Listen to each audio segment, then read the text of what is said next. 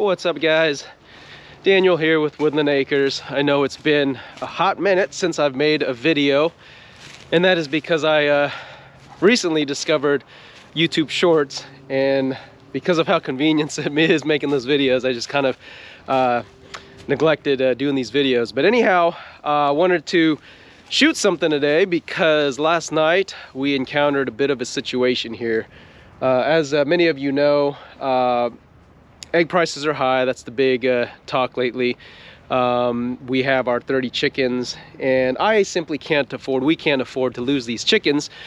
So the reason I'm doing this video is because last night I came out to the coop to dump out our compost, and as I came out here, as I walked past out here, there was a raccoon right on the corner of this coop. And as I came up here, he crawled up underneath the eaves here into the attic.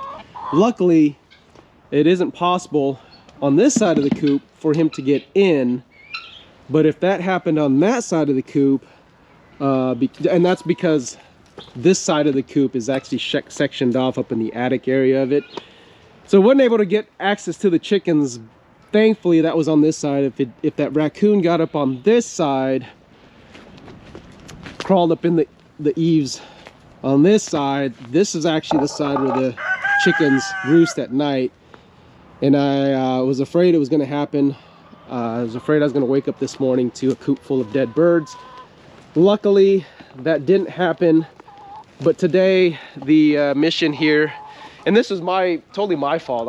We've had this coop for years, and I've never once have witnessed a raccoon or any animals coming out here, but that was neglect on my part. The rest of the coop is secured. I even have a layer of hardwire cloth around the coop to prevent any sort of digging. But up here, as you can see, the eaves completely open. That would allow a raccoon or any animal to get on this side. This side would be the same. So the job now is to get some hardwire cloth lined up in there, and hopefully that solves the problem for now.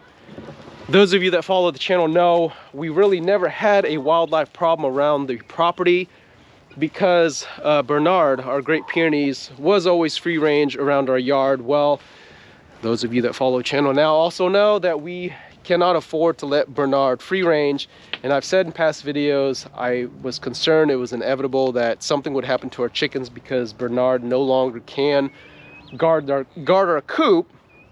And slowly but surely we have started to spot more wildlife. Possums have been coming around the compost and around the house.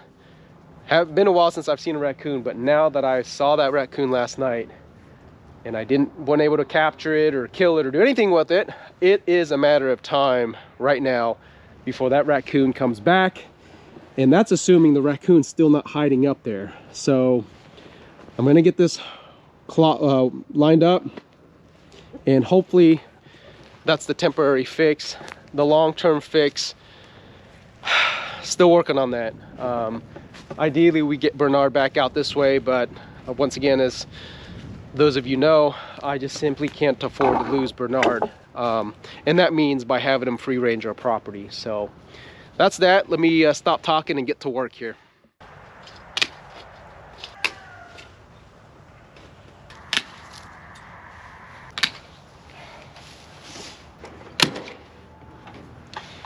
I am just securing the hardwire cloth right now with staples, and then I'm going to come back with poultry nails and get it more secure, because these staples definitely will not hold the hardwire cloth strong enough in place.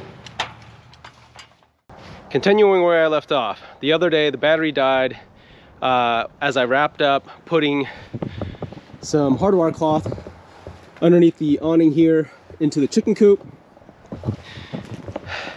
I'm hoping that did the trick.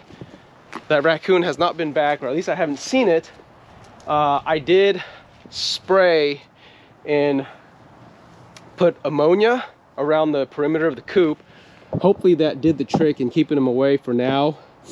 But this side I did run out of hardware cloth. Hadn't had a chance to go get more, but this side, this is actually the corner that it tried to get in. I did get some cloth in there, but the rest of it is open. Hopefully he's not able to reach around underneath and get in there, and hopefully that deters him enough. Now I'm not it's not 100% because I know raccoons are pretty ambitious when it comes to going after food, but this will do the trick for now, until I figure out a long-term solution. Now ultimately the long-term solution is right there, and Bernard has done the trick in keeping our chickens safe and wildlife away. But I will tell you, for those of you that haven't been following, anything and everything is wanting to eat the chickens. We've constantly got hawks hovering the sky. We've already lost a few in the past to some hawks. Possums are back, raccoon obviously, and the coyotes. And so once again, I know it's only a matter of time before something happens to the chickens. And right now, most of the chickens, actually all of the chickens, are laying. We're not getting that many eggs right now, and I'm going to touch on that here in a second. But we can't afford to lose the chickens because we are now over half a year in on these birds, and they've all started laying. So in order to start, if we lost them and we had to start over, I don't know if I would, to be honest, at this point. Yeah, so that project of trying to keep the chickens safe with the threat of the raccoon, that's done for now. I do have the door closing up before sunset now. I know the raccoons like to come right around sunset. And as I speak here, I believe all the chickens... Oh, look at that. Just as I mentioned, the coop door is now closing up. It is a kind of a self-made closing door. I do have it on an actuator, so it does close fairly slow. But I believe what that does is the chickens, it gives the chickens time. Actually, I think they recognize that sound when they hear it. If they're still out, they do tend to make their way into the coop. I haven't collected any eggs yet. Yep, there's our daily egg collection. Okay, so let me touch on chickens and eggs real quick, because I know as of late, eggs and the cost of eggs has been a hot topic. And quite frankly, my wife and I haven't been keeping up with the cost of eggs, because for the last several months now, we've had a plentiful amount of eggs, having our own chickens, of course. We haven't started selling any eggs yet. We have just been giving eggs away to friends and family. But as many of you probably know by now, the cost of eggs has gone up around our area here in Kansas City. I actually just left the store. We're looking at $5 for a dozen eggs is what they're going for. And at Sam's, it was $6.50 for 18 eggs. And those are just your regular basic eggs, nothing fancy.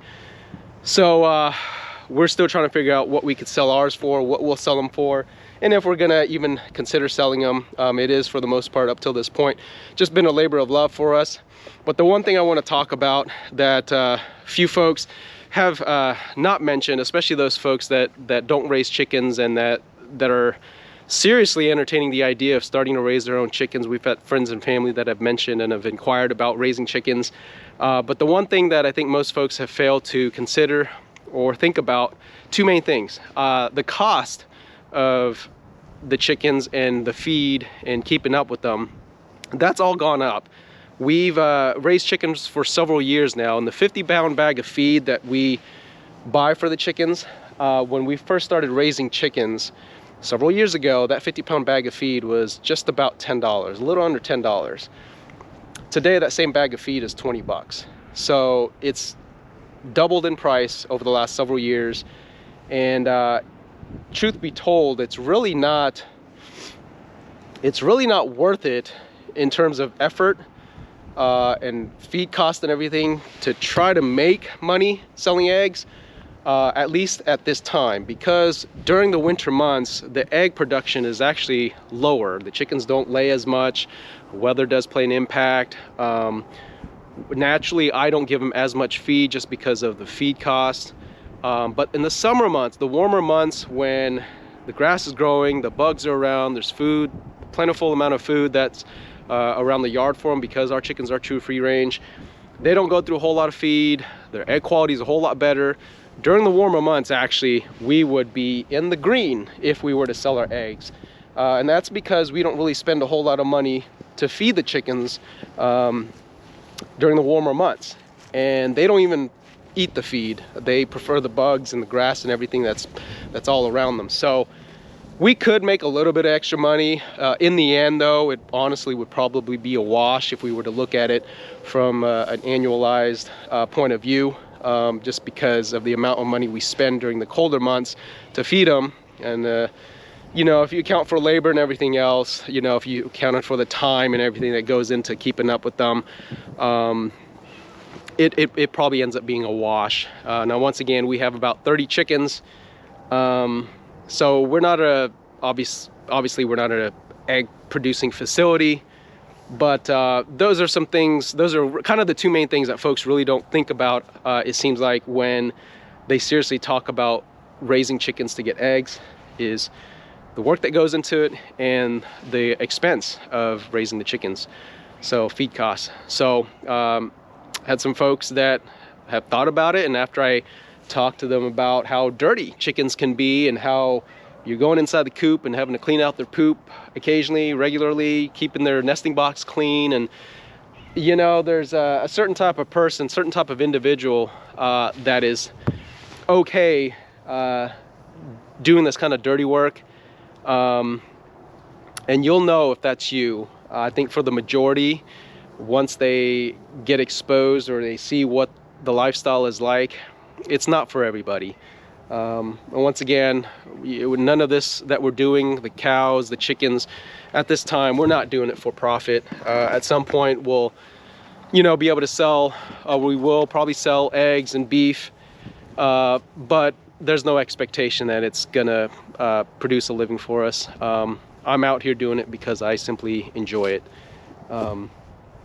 Beats sitting at the desk all day. That's how I think of it. But anyways, the sun's setting. I wanted to finish up this video. Once again, Bernard's our long-term solution. I'm trying to figure out how we can get him out here again to free range our entire property. He's back here contained because of concerns for his safety. If you don't know, you can watch my other videos, but in short, we live too close to the railroad tracks and too close to a highway. We've already lost one Great Pyrenees. We don't want to lose another one, especially Bernard. So, but because he's not able to protect the front area of our property, that's why we're getting all this wildlife back. So that's that. That raccoon comes back. I will tell you though, it's crossed my mind to post up out here and get rid of the raccoon the old-fashioned way. So if that's what it comes down to, because the thing about raccoons that I know is they know where the food source is at, and if you don't get rid of them, they'll be back. So I know he'll be back if he's not already hiding around here somewhere. So I don't want it to come to that, because I don't necessarily want to dispatch an animal if I don't have to. But when it comes to any threats to animals that we're raising, then it's something that we need to take into consideration, because you put a lot of money into raising these animals, so you don't want to lose them. All right, enough jibber jabbering. Sorry that I haven't posted a video in a while, but appreciate you guys watching. Till next time.